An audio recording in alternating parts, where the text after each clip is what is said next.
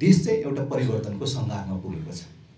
यो अब एक दुई जना कसैले चाहेर रोकिने अवस्थामा छैन। राष्ट्रिय प्रजातन्त्र पार्टीका अध्यक्ष राजेन्द्र लिङदेनले नेपालमा अब छिट्टै राजसंस्था आउने संज्ञा दिएका छन्। मिडिया नेपालको 9औं वार्षिक उत्सव कार्यक्रममा बोल्दै अध्यक्ष लिङदेनले राजसंस्था र प्रजातन्त्र एकसाथ अगाडि बढ्ने बताएका छन्। उनले भने सबैभन्दा माथि देश छ, देशभन्दा माथि कोही छैन, देश परिवर्तनको सङ्घारमा छ। अब यो एक दुई जना कसैले रोकेर रोकिने अवस्था छैन। के भनेका थिए यो सुन्नुहोस्।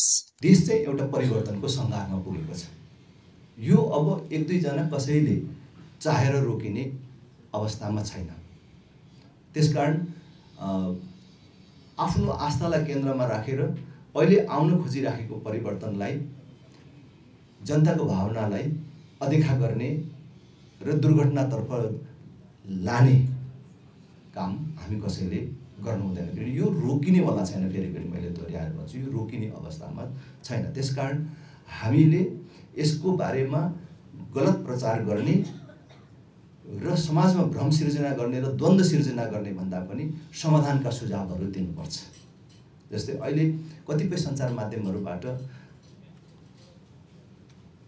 राजसंस्था अथवा राजा र प्रजातन्त्र चाहिँ एकअर्काको विरोधी हो भन्ने, एकअर्काको विकल्प हो भन्ने जुन प्रचार भइराखेको छ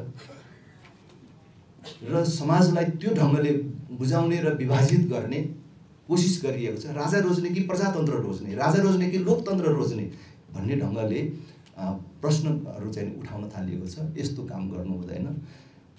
नेपालमा राजासहितको प्रजातन्त्र चाहिन्छ भन्ने पार्टीको अध्यक्ष भएको नाताले यो मिडिया नेपालको वार्षिक उत्सव र मिडियाका साथीहरू उपस्थित हुनुभएको बेला म के आग्रह गर्न चाहन्छु भने राजसंस्था र प्रजातन्त्र एकअर्काका विरोधी र विकल्प होइन।